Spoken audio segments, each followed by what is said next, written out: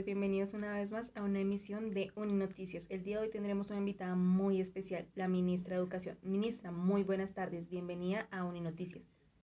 Buenas tardes, mi china querida. Mil gracias por la invitación. Es un placer estar con ustedes. Ministra, me gustaría que nos explicara y nos diera claridad acerca de lo que se refiere a los decretos 2277 de 1979 y el decreto 1278 del 2002. Bueno, mi china querida, con mucho gusto. El decreto 2277 nos establece todas las condiciones del escalafón nacional docente. Para hacerte una contextualización muy rápida, la educación en Colombia estaba regulada mediante la Ley 39 de 1903, que establecía que la educación secundaria estaría a cargo de la nación y la instrucción primaria estaría a cargo de los departamentos. ¿Sí? En ese orden de ideas pues se decidió nacionalizar la educación en 1975 y se necesitaba una norma jurídica que estableciera un solo régimen laboral para los docentes, como quiera que los docentes de primaria tenían un régimen laboral del orden departamental, según las ordenanzas departamentales de cada ente. Y los docentes del orden nacional tenían el régimen laboral de los funcionarios públicos del orden nacional. Por lo tanto, esta norma, digamos que se constituye precisamente y apunta a asegurar las calidades necesarias para el cumplimiento de los fines de la educación. El escalafón nacional docente pues establece el régimen que regula las condiciones de ingreso, ejercicio, estabilidad, ascenso y retiro de las personas que desempeñan la profesión docente en el sistema educativo nacional, excepto en el nivel superior que se rige por otras disposiciones especiales. En este sentido, pues el escalafón habilita al educador para ejercer los cargos de la carrera docente. ¿Sí? La carrera docente en este decreto está definida como el régimen legal que ampara el ejercicio de la profesión docente en el sector oficial. Garantiza la estabilidad de dichos educadores en el empleo, les otorga el derecho a la profesionalización, actualización y capacitación permanente. Establece el número de grados de escalafón docente, que son 14, y regula las condiciones de inscripción, ascenso y permanencia dentro del mismo, así como la promoción a los cargos directivos de carácter docente. ¿Sí? En ese caso, pues el escalafón se daba se da por el sistema de clasificación, se da de acuerdo a la preparación académica, experiencia docente y méritos reconocidos, ¿sí? Entonces esto habilitaba a los maestros inscritos para poder ejercer los cargos de la carrera docente, ¿sí? Y estos, a partir de ese escalafón, pueden ser nombrados como docentes en planteles oficiales de educación. Gracias, ministra. Tenemos a nuestro corresponsal César desde un punto de la ciudad de Bogotá que tiene para él una invitada especial de la institución educativa del sector privado. César, buenas tardes y adelante con tu invitada. Buenas tardes, Melissa. Así es, para el día de hoy estamos con la profesora Geraldine Vaca. Ella es docente de preescolar y de primaria, quien lleva 7 años ejerciendo la profesión docente. Profesora Geraldine, buenas tardes. Buenas tardes, César. Buenas tardes a todos los televidentes. Gracias por atender a nuestra invitación. Teniendo en cuenta su experiencia como docente, cuéntenos, ¿cree usted que son iguales o equitativas las condiciones para los docentes en el sector público y en el sector privado? Bueno, pues no, la verdad, pues bueno, durante estos 7 años yo solo me he desempeñado en el sector privado, pues no he tenido la oportunidad de poder estar en el sector público, pero desde lo que yo conozco y he podido ver por otras personas que muy cercanas a mí que sí están en el sector privado, en el sector público, perdón, pues sí hay ciertas condiciones diferentes. Una de esas pues es el salario, ¿sí? Porque tú en el público al docente le pagan en el escalafón. En el privado, no a todos, en muchos colegios no pagan el escalafón. Entonces, pues siempre digamos que ya hay como un desnivel en cuanto a los ingresos salariales. También tenemos que tú para entrar al sector público a trabajar, pues tienes que presentarte a un concurso docente. En cambio, en el privado, pues solamente es la entrevista y bueno, ya, y entras, ¿sí? En cambio, digamos que en lo público sí ya es un poco más, pues más como el proceso, ¿sí? Igual también las condiciones en cuanto a contratos. Tú en un colegio privado firmas, usualmente casi todos los colegios privados, el contrato es a 10 meses, a término fijo.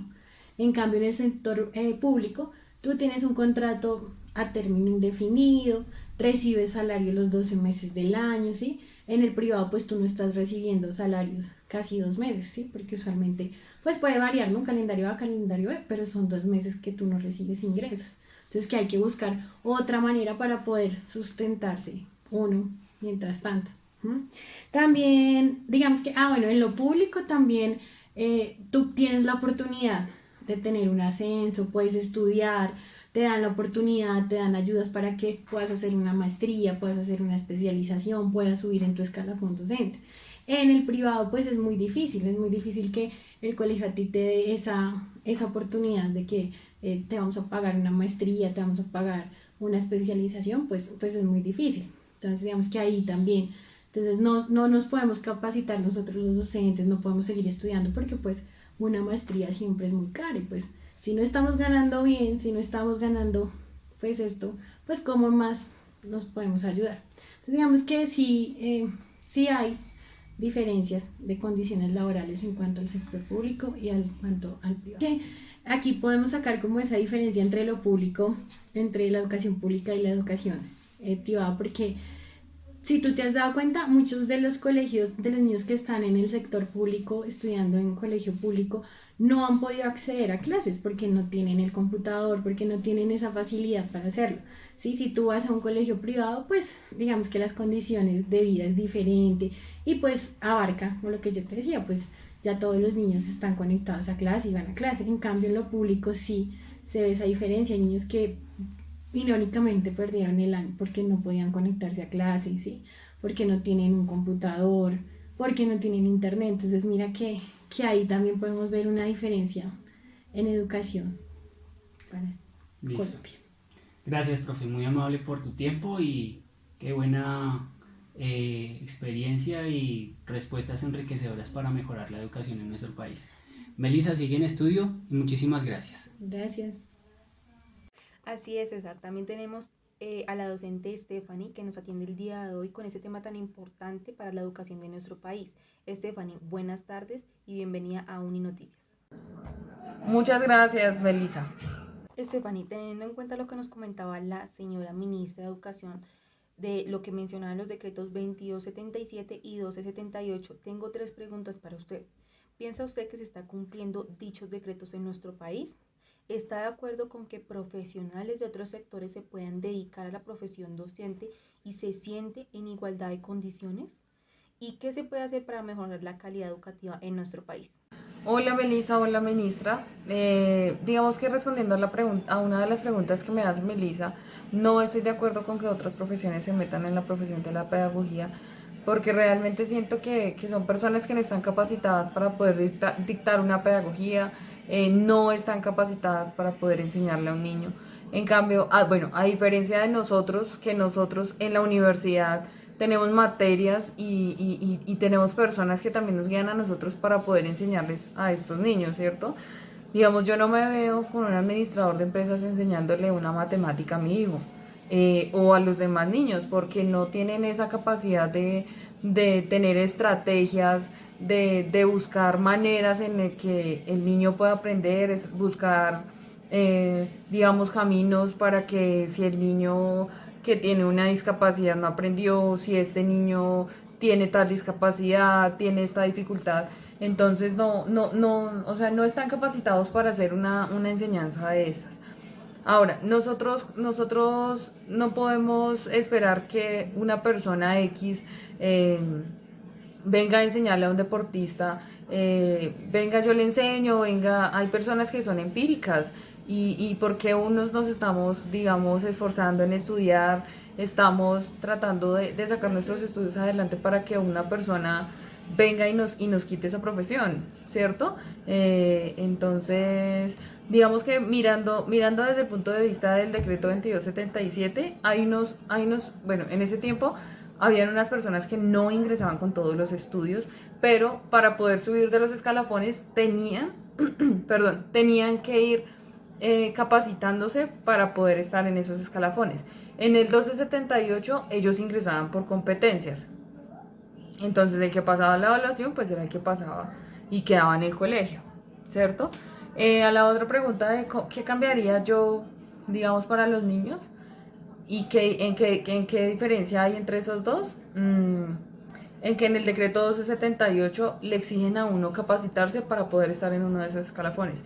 Y uno de los beneficios va a ser para los niños, porque van a haber profesores que están preparados para poder estar enseñándoles a estos niños en el colegio, ¿cierto?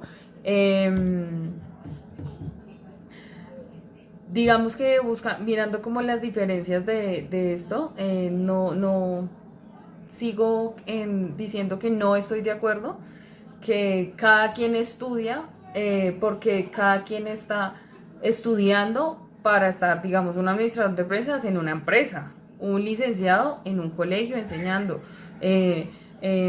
Digamos, los profesores, yo no puedo estarle enseñando a un niño pequeño a leer, porque si yo estoy capacitada para dar una clase de educación física, pues es de educación física, ¿cierto? A menos de que me prepare, pero, pero no estoy de acuerdo. Stephanie, agradecemos inmensamente tu participación. Feliz tarde. En otras noticias, pasando a la sección deportiva, saludamos al profesor Kevin, quien trabaja en una escuela de formación deportiva en Bogotá. Bienvenido a Uninoticias. Profe, cuéntenos durante este tiempo de pandemia si el trabajo de la formación deportiva se ha visto afectado. ¿Cuáles han sido las repercusiones en esta situación para ustedes? Bueno, muchas gracias a ti por la pregunta. Bueno, esta situación no nos ha afectado solamente a nuestra profesión, sino con muchísimas más profesiones en nuestra parte educativa. Y no solo profesiones, sino muchas personas han perdido su empleo por culpa de esta situación. Y nosotros nos hemos visto obligados como tal a buscar otras alternativas para educar a las personas a través del deporte, de la salud, de la actividad física, como lo veníamos haciendo anteriormente, pero de una forma diferente. Ante ese panorama, profe, cuéntenos si ha tenido algún tipo de ayuda por parte de entidades gubernamentales como el IRD, el Ministerio del Deporte o incluso del Ministerio de Educación. No, yo como tal no he tenido como tal alguna ayuda de alguna de estas instituciones o entidades de la alcaldía. La verdad, todo lo he buscado como tal por mi cuenta, a través de entrenamientos de forma virtual, en donde las personas, bueno, tanto gratuitas como personalizadas, en donde las personas pues obviamente en el tiempo de aislamiento no tuvieran una vida de sedentarismo, que no tomaran esa vida de sedentarismo, sino que siguieran haciendo esa actividad física que es necesaria para su salud en sus casas. Entonces, no recibí ningún tipo de ayuda y pues hasta el momento ha sido de esa manera. Profe Kevin, le agradecemos inmensamente por habernos acompañado el día de hoy. Bueno, esperamos que podamos tener una mejor calidad educativa y mejores condiciones para nuestros docentes. Así finalizamos una emisión más de Uninoticias. Gracias por su atención y nos encontraremos en una próxima emisión. Feliz tarde.